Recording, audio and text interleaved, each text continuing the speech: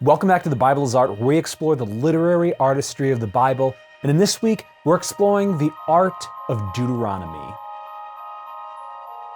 The book of Deuteronomy is confusing for many. And this is because it seems to repeat a lot of the history of Israel that has already happened, as well as many of the laws.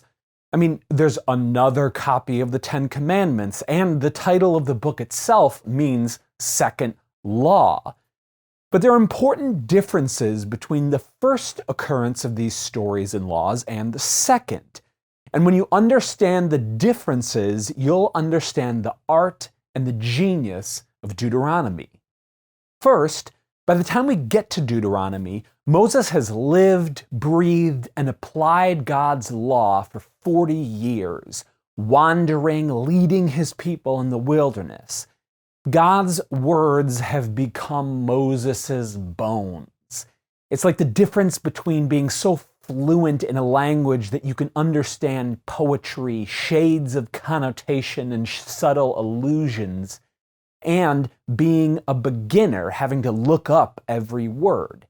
That's the difference between the first time we read those laws and the laws here in Deuteronomy.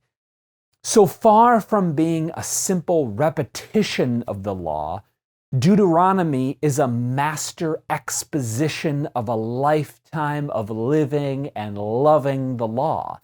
It's the wisdom, the depth of the law.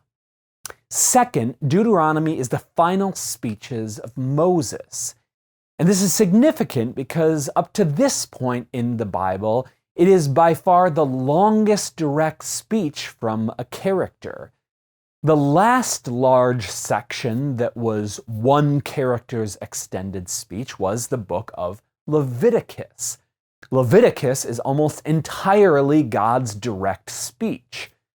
So there's a shift from God speaking to man, Moses speaking.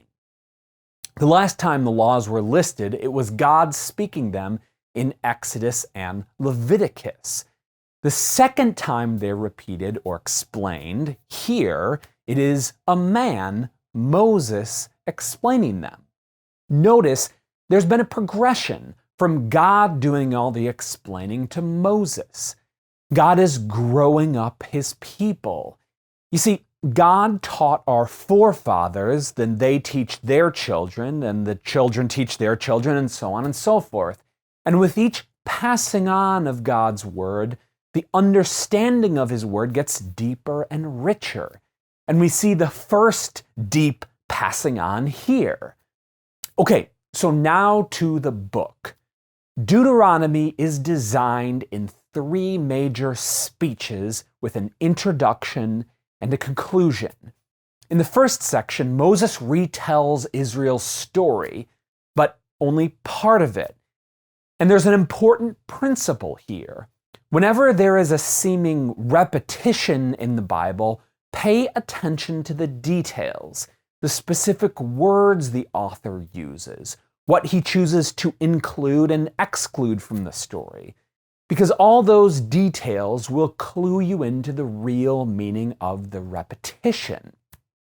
Here, Moses doesn't review Abraham or Adam, Joseph or the Exodus. He starts from the end of the time at Mount Sinai and brings it up to the present time for the readers. Israel on the plains of Moab, right outside the land of Canaan, ready to go in. But even out of all the time he covers in his retelling, he focuses on two things: the story of the spies spying out the land, and the relationship between the Israelites and other peoples like the Moabites and the Ammonites. Now, out of all the things that Moses could focus on, why these two? Well, because these two scenarios are the same two scenarios that open the Bible in Genesis 3 and 4. Let me show you what I mean. The story of Israel is the story of the Garden of Eden writ large.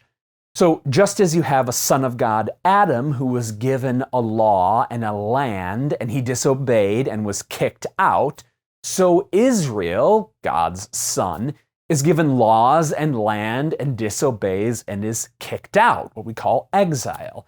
That's the macro structure. But here, Moses highlights a few particular correspondences.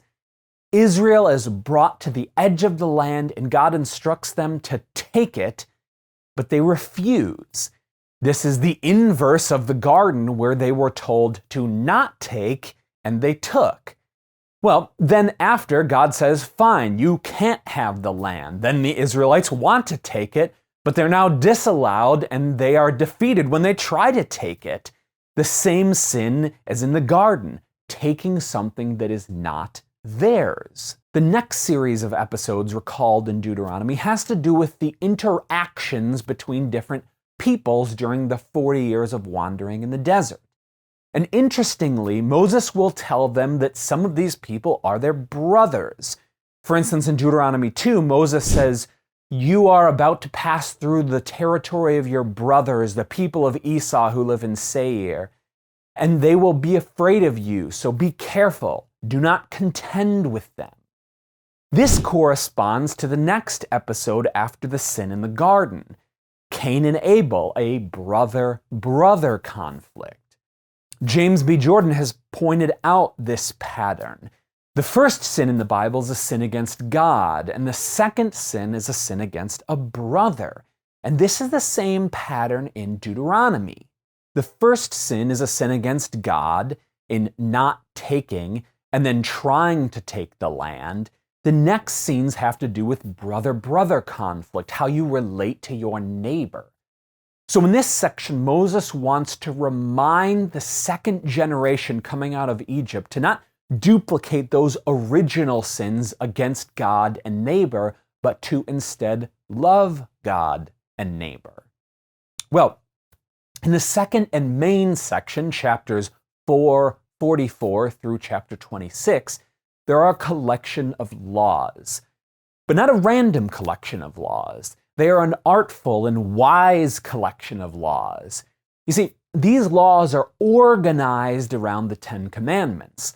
Many scholars have noted this arrangement, and although there is debate on the precise seams, exactly where one section or commandment ends and the next section begins, the fact that they are organized in the order of the Ten Commandments is clear. But I said that they are not just artful, but also wise. And this is because they're not just repetitions of the Ten Commandments, but explanations of how they apply in a myriad of situations. Moses explains the implication, the presupposition of these laws. He speaks as someone who has lived with, pondered, prayed over, and applied these commandments for 40 years.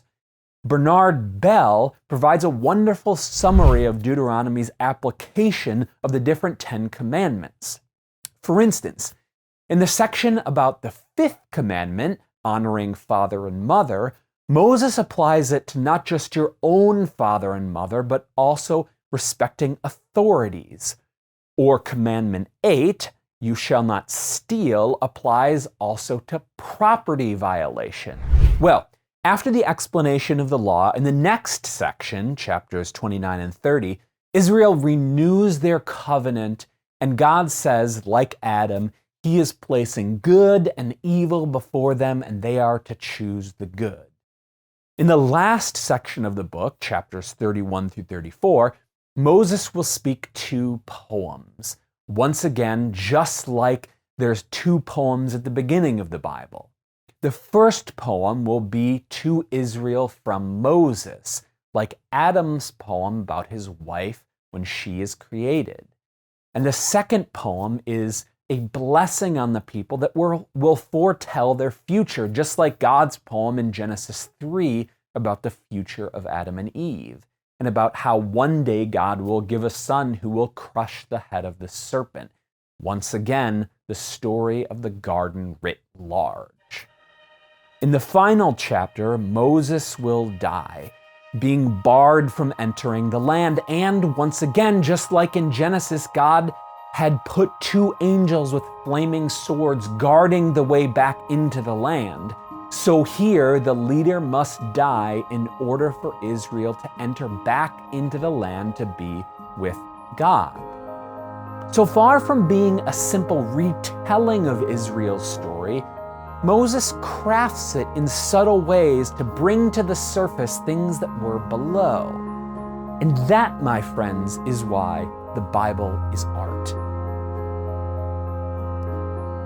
Thank you so much for watching the video this week on Deuteronomy. I really appreciate you guys watching. If you guys would like to support the channel, that would be wonderful. You can go to patreon.com/thebibleisart. If you would like to check out other things, I've got a bunch of resources on the website. You can go to thebibleisart.com, a bunch of audio resources and a tool I built there. Love it if you have any comments, you can leave them below. Thank you so much, and I'll see you in the next video.